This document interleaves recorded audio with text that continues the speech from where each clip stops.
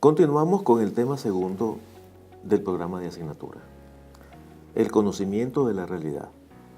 Esta vez puntualizaremos aspectos específicos de la explicación científica de la realidad. Todavía no, sin embargo, el proceso de producción del conocimiento científico, sino características de la ciencia y la explicación científica de la realidad propiamente dicha. Recordemos que en la sesión anterior partíamos del hecho de que la realidad, o para expresar la realidad en el ámbito filosófico, conocemos la categoría del ser, en tanto que esta es una categoría que nos permite designar la posibilidad de existencia de todo y cuanto existe. En este caso, el criterio nuestro para este momento es que evidentemente al hablar de conocimiento científico hablamos de conocimiento sobre algo. Dicho de otra manera, la condición previa es que ese algo exista para que, en este caso, se construya sobre él un conocimiento que pueda ser considerado como científico. Ese algo puede tratarse de seres materiales, puede tratarse de seres ideales, puede tratarse de interacciones humanas que entran dentro del proceso o dentro de las clases de seres materiales que catalogamos como sociales. Las características de unas y otras las habíamos indicado ya en la sesión anterior. Ahora lo que nos interesa es extraer algunas conclusiones de ello. Lo primero, evidentemente, la realidad es algo que está presente ahí. Por lo tanto, en este caso, la ciencia se hace sobre cosas que existen de una u otra manera. Es el dato dado, y es el dato dado que deberemos de aceptar el desafío de poder explicar de una forma objetiva. En segundo lugar, la realidad se manifiesta como una pluralidad, en tanto que, ya la gráfica nos lo mostraba, existen diversidad de materiales y es valiéndonos de nuestra capacidad de la razón que somos capaces de poder organizar esa diversidad de materiales y somos capaces incluso de explicar la naturaleza y funcionamiento de esa diversidad de materiales y fenómenos, lo cual constituiría nuestra tercera conclusión. Conclusión que de hecho ya desde un inicio estábamos considerando como básica. Todos los conocimientos que construimos son expresión de la relación que contraemos con el mundo. El mundo nos ofrece una diversidad de problemas que pueden ser dilucidados por el hombre mismo valiéndose de su capacidad de pensamiento. Y por último, el mundo que construimos es el ámbito propio en el que nos desarrollamos, puesto que ese mundo construido, esas interpretaciones, evidentemente, nos ofrecen la posibilidad de insertarnos en una vida dotada de sentido. Nos interesa destacar la tercera idea en cuestión. Es mediante el pensamiento que nosotros podemos organizar todos los materiales que la realidad nos presenta, todos los problemas que la realidad nos presenta. El conocimiento es desde ese punto de vista una actividad que permite tomar conciencia de la realidad misma como un todo estructurado y ordenado. Esa capacidad, ese conocimiento nos permite entender la realidad. Al poder entenderla, evidentemente, asumimos que lo que hemos construido respecto de ella es verdadero desde determinado punto de vista y nos permite, obviamente, insertarnos en esa realidad con mayor eficacia. El hombre a lo largo de toda la historia ha procurado tener un entendimiento de la realidad porque siempre ha procurado ejercer un dominio sobre ella. Evidentemente, las distintas formas de saber nos muestran grados distintos de dominio que el hombre ha ejercido sobre la realidad, sobre la naturaleza, particularmente. Desde ese punto de vista podríamos decir que la raíz del conocimiento es esencialmente una raíz vital. El hombre requiere de entender el mundo para poder insertarse en el mundo de la mejor manera posible. Pues bien, al tratar de la explicación científica propiamente dicha, tendríamos que tener en mente de que esta o esto nos coloca en dos ámbitos iniciales. El conocimiento es esencialmente un cúmulo de información que tenemos acerca de las cosas, pero ese cúmulo de información que tenemos acerca de las cosas debió de haber sido obtenida y producida según ciertos procedimientos. Por lo tanto, al tratar el conocimiento científico tenemos que tener en mente lo que representa esa producción del conocimiento, que es el ámbito propio de la investigación científica. Y en segundo lugar, tendremos que tener presente que el proceso de investigación científica nos produce un cúmulo de conocimientos que la comunidad científica acepta, reconoce como tales, al menos como verdaderos en el momento en el cual son producidos, mientras no hayan, en este caso, nuevos planteamientos que nos muestren su falsedad y que puedan, en este caso, sustituirlos. Nos estaremos moviendo en esas dos direcciones. De previo, recordemos que ya en el tema primero habíamos caracterizado lo que era la ciencia como forma de cosmovisión que el hombre ha construido a lo largo de la historia. Y ya en ese momento decíamos que en tanto cosmovisión, la ciencia tiene dos características: la de racionalidad, lo cual presupone que es una forma de saber que se construye apelando en la razón, construyendo teorías, valiéndose, decíamos, de conceptos, leyes, fórmulas, para poder comunicar sus contenidos. Y que al hacerlo, trata de explicarnos la realidad lo más objetivamente posible. Y al hablar de esto, ya de antemano debemos ir teniendo presente que esa objetividad particularmente nos indica algo que se logra y que se persigue y se logra, sobre todo en el ámbito de las ciencias fácticas, puesto que las ciencias formales, como se mueven dentro de materiales de orden lógico, evidentemente no vamos a constatar la objetividad a como podríamos haberlo constatado en el ámbito de las ciencias biológicas. Pues bien, la ciencia también en ese momento, decíamos, se nos presenta de tres maneras: como un cúmulo de conocimiento que nos explica la realidad, como el proceso de investigación a través del cual se producen esos conocimientos, pero también en una tercera forma, como una fuerza transformadora de la realidad, en tanto que los conocimientos adquiridos nos permiten construir una técnica y una tecnología capaz de incidir sobre la imagen que del mundo tenemos y del mundo que construimos.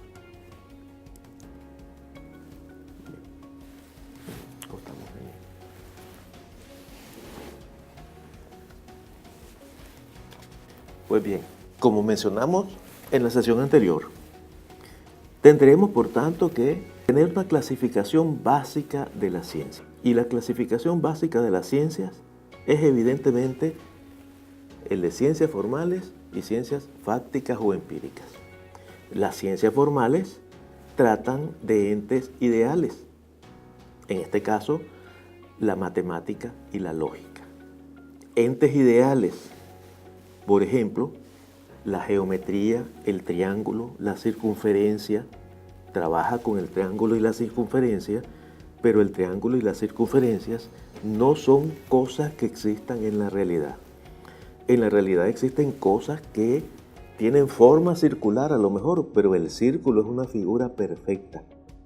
Y como tal, en la naturaleza no existe.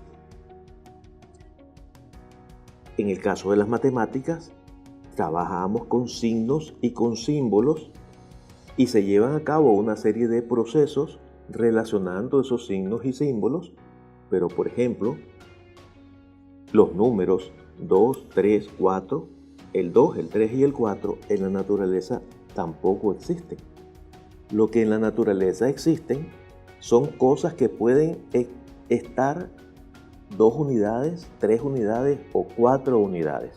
Pero el número 2 como tal no existe. Pueden existir 2 vasos, 2 plátanos, pero no el número 2 en abstracto. Por lo tanto, las ciencias formales son aquellas, decimos, que trabajan con entes de orden ideal. Las ciencias fácticas trabajan con hechos, fenómenos y procesos que acontecen en la realidad objetiva.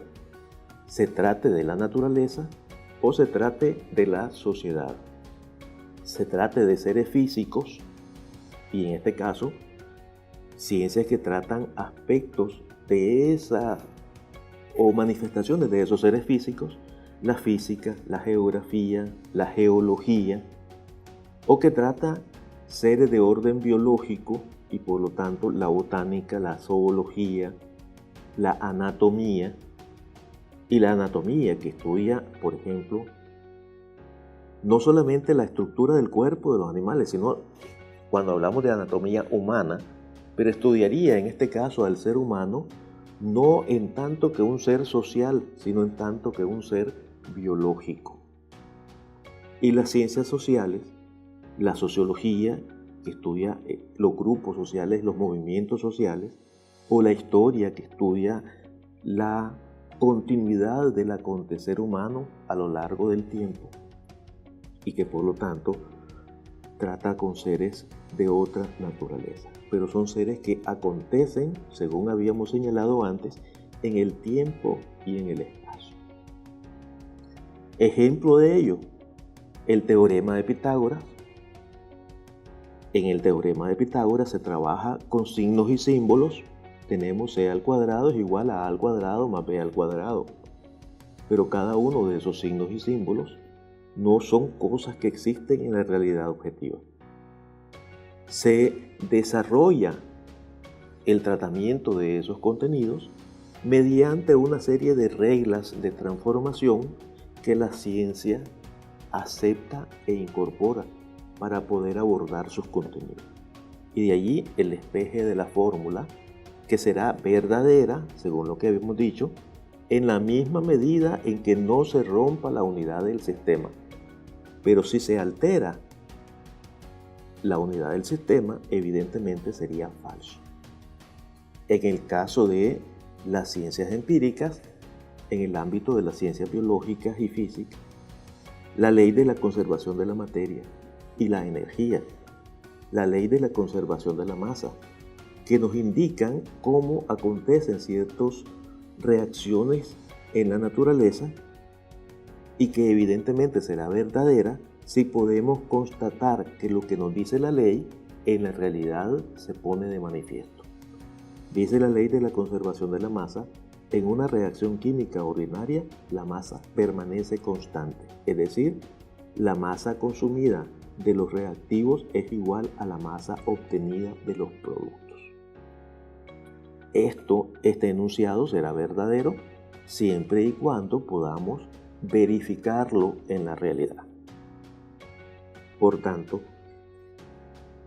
ambas, ciencias formales, ciencias fácticas, son evidentemente o se caracterizan evidentemente porque son construidas desde el punto de vista de la razón.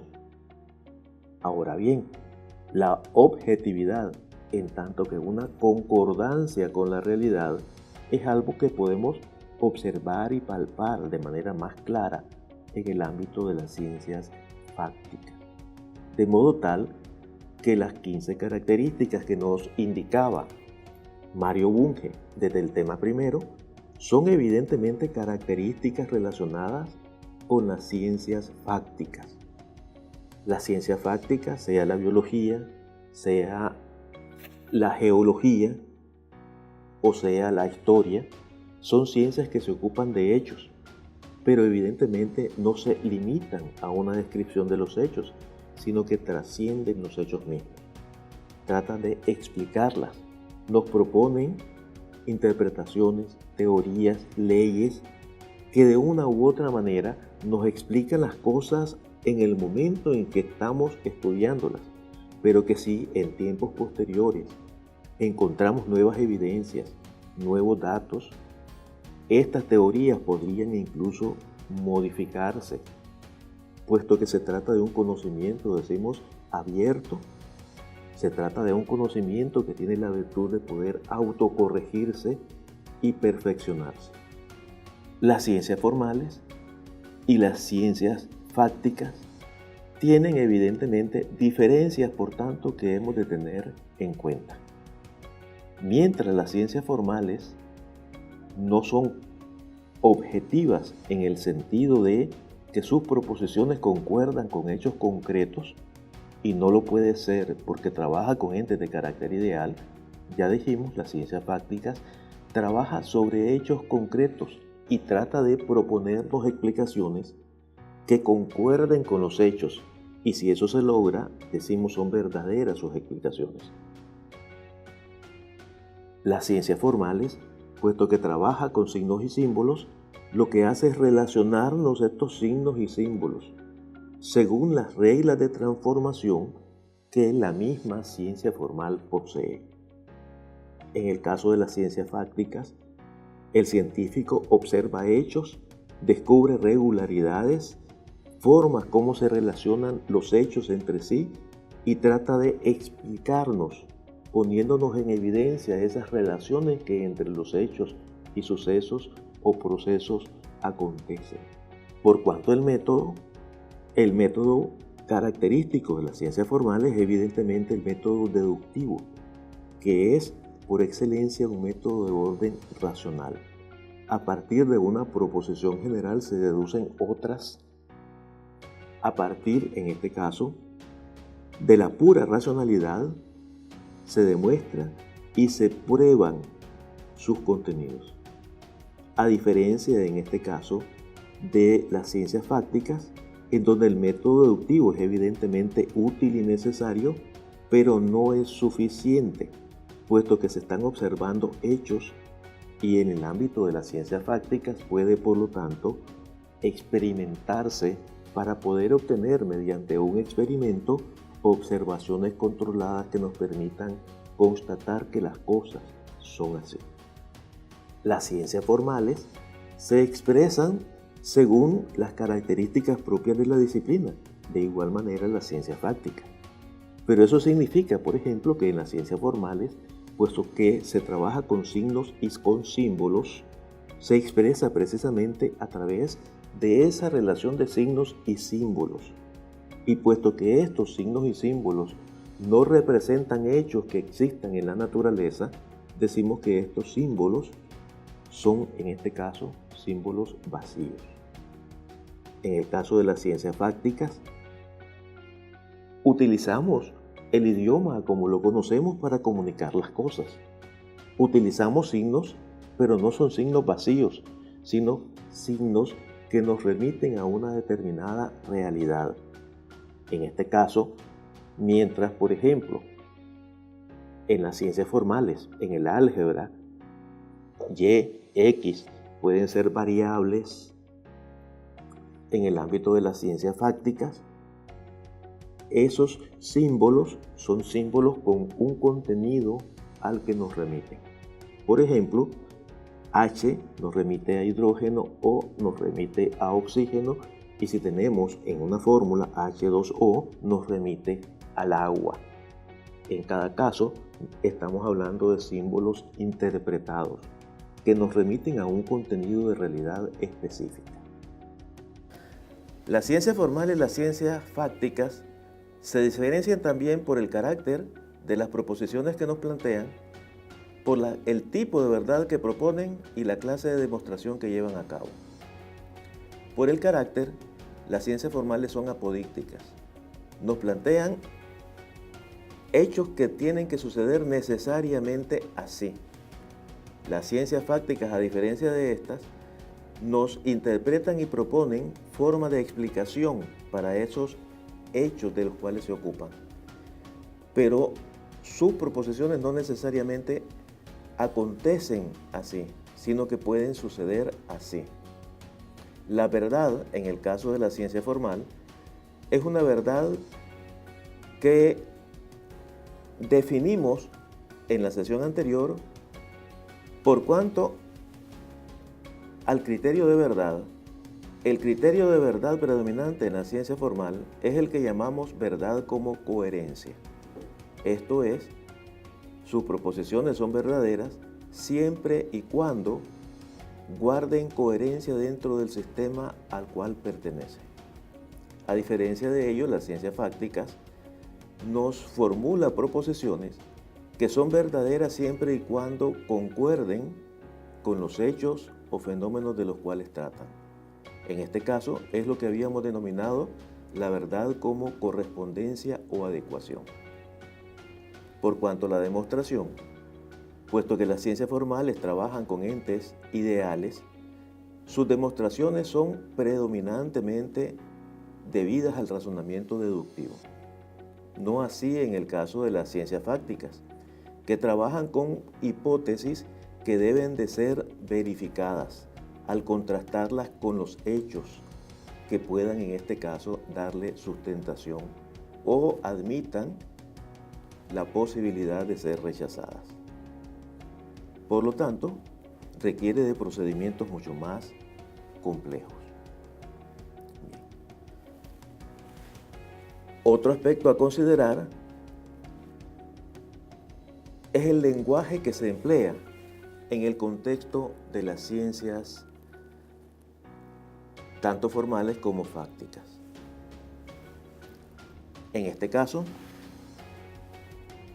diferenciamos dos clases de lenguaje: el lenguaje natural y el lenguaje artificial. Llamamos lenguaje natural a aquel que es constituido según los patrones propios de la lengua.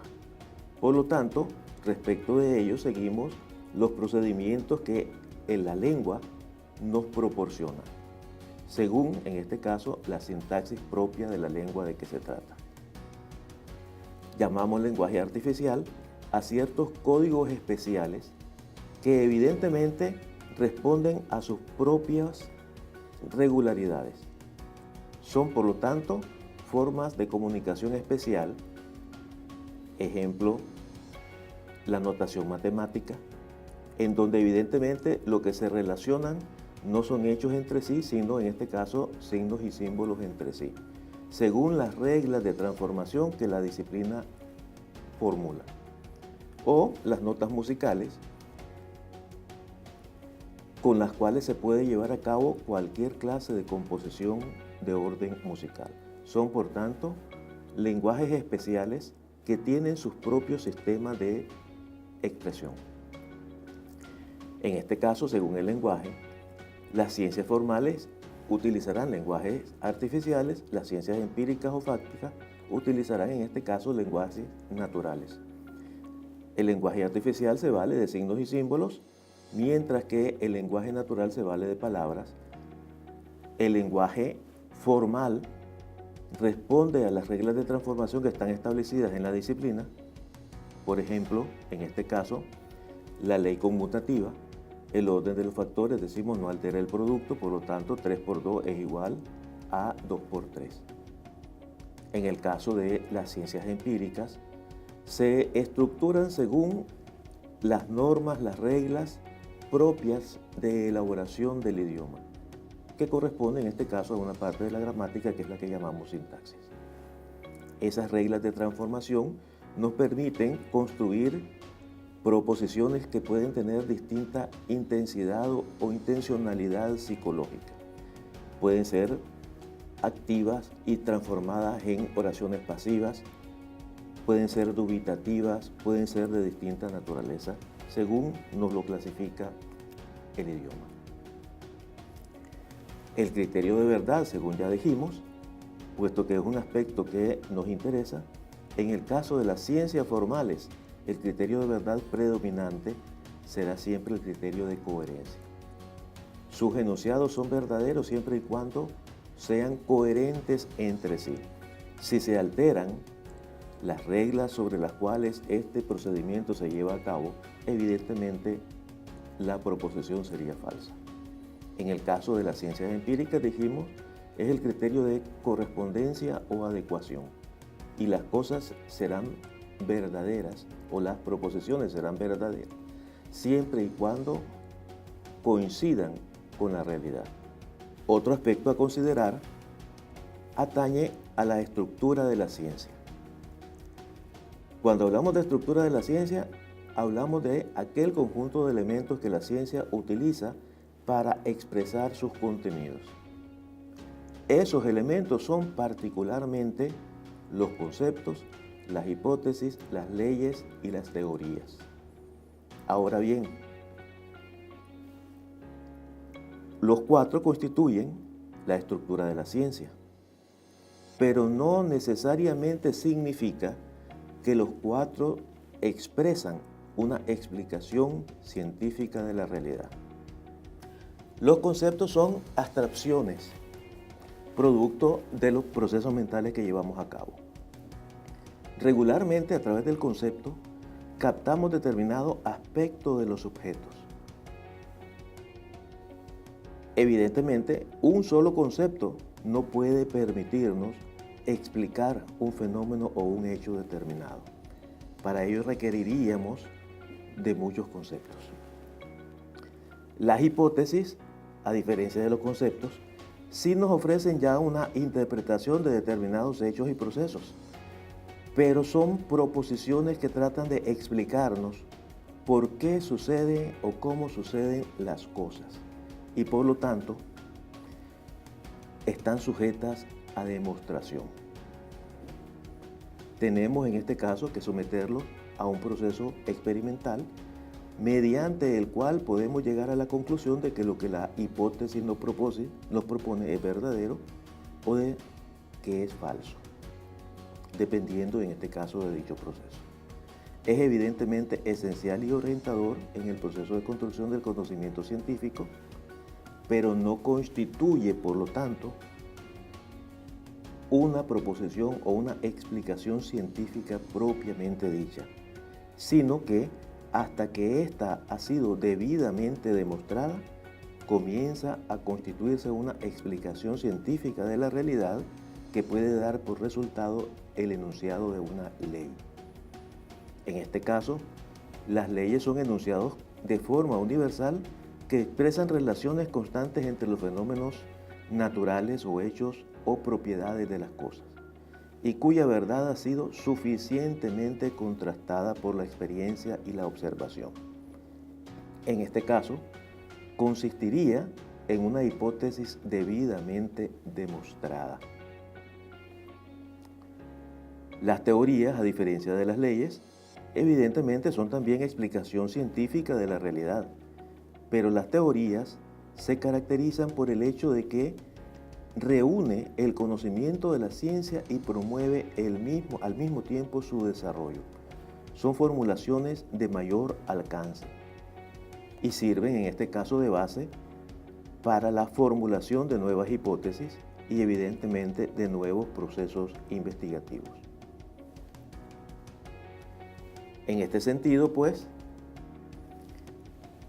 conceptos, hipótesis, leyes y teorías son parte de la estructura de la ciencia, pero en el sentido estricto de la palabra, únicamente las leyes y las teorías constituyen explicación científica de la realidad.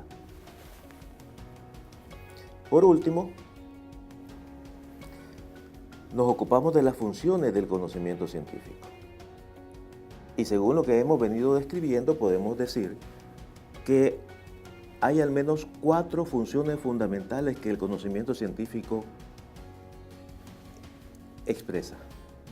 La primera, evidentemente, la de describir, la de, en este caso, ofrecernos el conjunto de rasgos, características que los hechos, las cosas, los fenómenos poseen.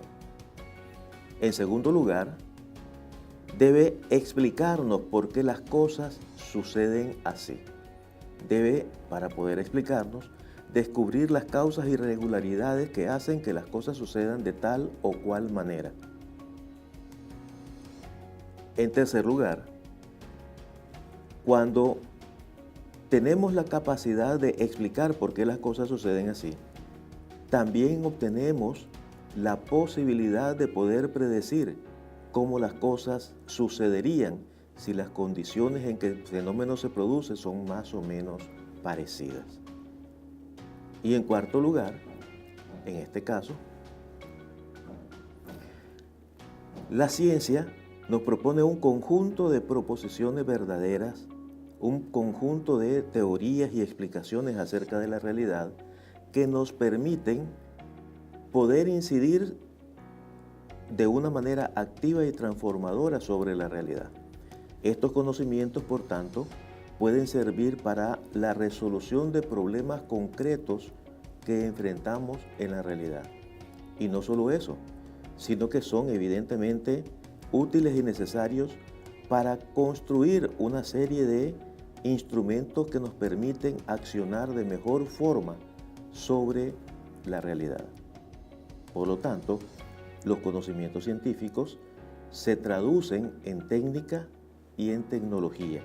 Y esta es quizás la forma como de manera más cotidiana nos encontramos relacionados con esos contenidos que la ciencia ha venido elaborando a lo largo de la historia. Valga esto como una descripción de lo que el conocimiento científico representa y posteriormente tendremos por tanto que ocuparnos, al menos a grosso modo, de cómo ese conocimiento científico se produce.